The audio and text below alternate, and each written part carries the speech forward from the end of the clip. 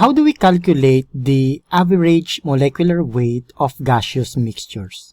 So in some cases, if we have gaseous mixture, like for example, as illustrated in here, if we know the components na bumubuo sa ating gaseous mixture, well, we know the molecular weight of each of these components.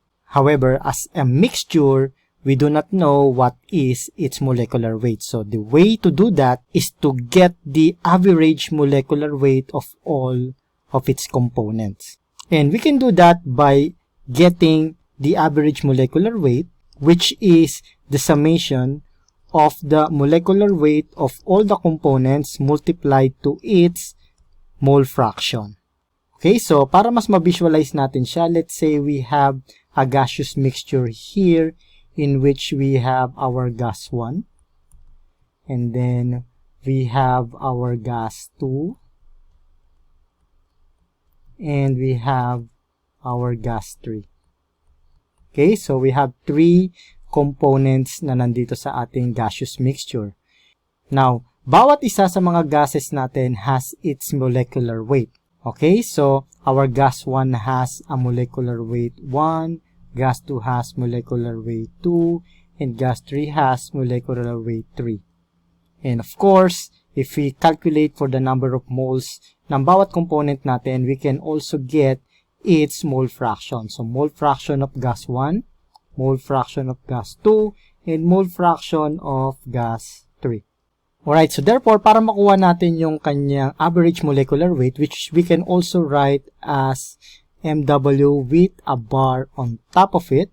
Now, we should get the summation of the product of the molecular weight of each component multiplied to its mole fraction. So, let's say in here we have our gas 1. So, molecular weight of gas 1 times its mole fraction, which is X1, plus molecular weight of gas 2 multiplied to its mole fraction, which is X2, then plus molecular weight of gas 3 times its mole fraction. Okay, so this is how we can calculate for the average molecular weight of a given gaseous mixture. So, para makita natin how to calculate that, let us have a look at this example here. So, what is the average molecular weight of the gaseous mixture shown below?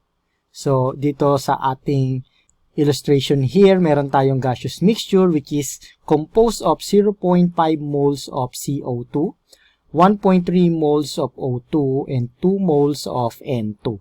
And we already know, as we discussed here, that we need to get the molecular weight of each component para makompute natin yung average molecular weight. Okay, so let us be clear first kung ano ba yung molecular weight ng ating mga components. So, molecular weight ng ating CO2 is equal to 16 times 2 plus 12, which is equal to 44 grams per mole. Now, the molecular weight of O2, which is equal to 16 times 2, which is 32 grams per mole. And then the molecular weight of N2, which is 14 times 2, which is 28. So, molecular weight of N2 is equal to 28 grams per mole, okay? Now, ang kailangan nating makuha is yung mole fraction. Okay, so given dito yung number of moles ng each component, but in order to get the mole fraction of each of our component, kailangan alam natin yung total number of mole, in which we need to add lahat ng ating number of moles here. So our N total is equal to 0.5 moles plus 1.3 moles plus 2.0 moles. So our N total is equal to 0.5 plus 1.3, which is 1.8, plus 2, which is 3.8. So we have 3.2 moles, okay, for the total number of moles ng ating gaseous mixture. Alright, so now we have to calculate for our mole fraction. Okay, so dahil alam na natin yung number of moles ng each component and yung total number of moles natin, we can now calculate for our mole fractions. So let us start with the mole fraction of our CO2. Okay, so the mole fraction of our CO2 is equal to yung number of moles ng ating CO2, which is 0.5, divided by the total number of moles, which is 3.8. Okay, so let us use our calculator. So we have 0.5 divided by 3.8, which is equal to 0.132.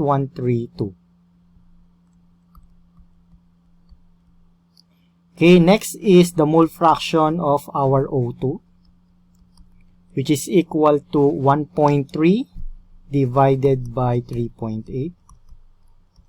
Okay, so this is equal to 1.3 divided by 3.8. So we have 0.342.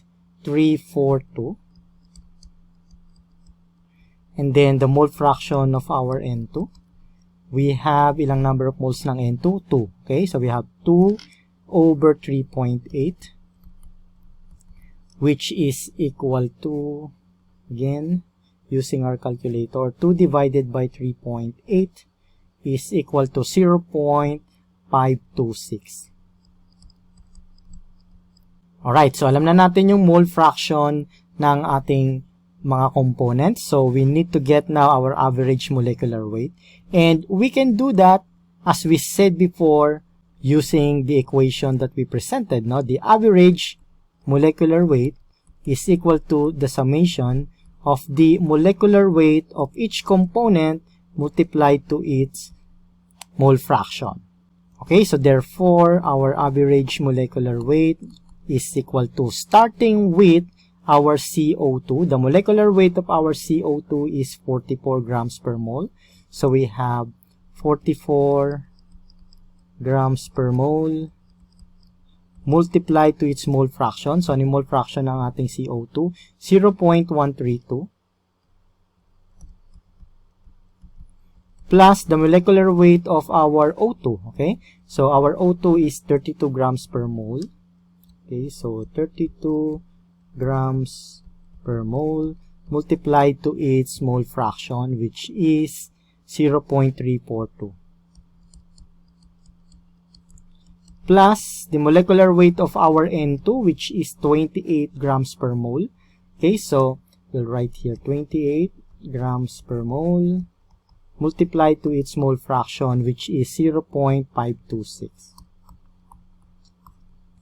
Alright, so now we can calculate for our average molecular weight using, again, our calculator.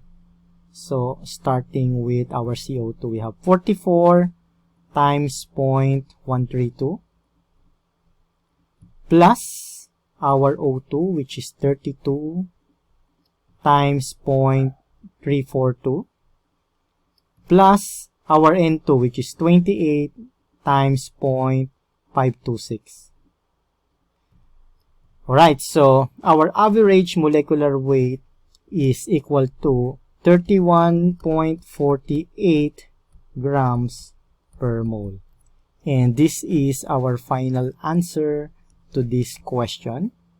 Okay, so as you can see, madali lang naman yung pagkuha ng average molecular weight. We just need to get the summation, okay, ng lahat ng molecular weight ng ating components multiplied to its mole fraction.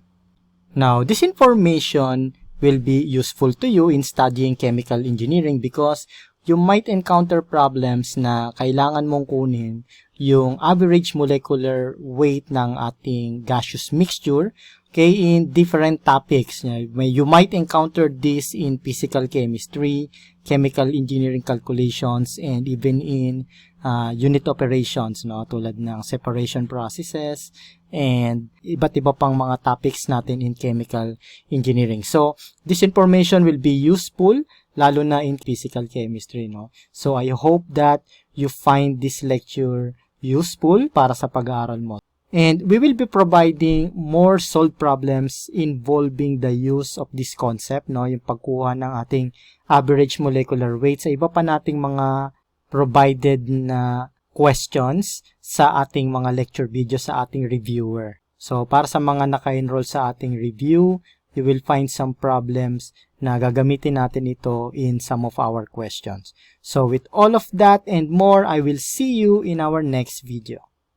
To watch more of our lecture videos about engineering and STEM subjects, please subscribe to our YouTube channel and click on the notification bell para lagi kayong updated sa mga videos na i-upload namin. We are regularly uploading tutorial videos in engineering, mathematics, chemistry, physics, at iba pang subject na magagamit ninyo sa inyong pagre-review.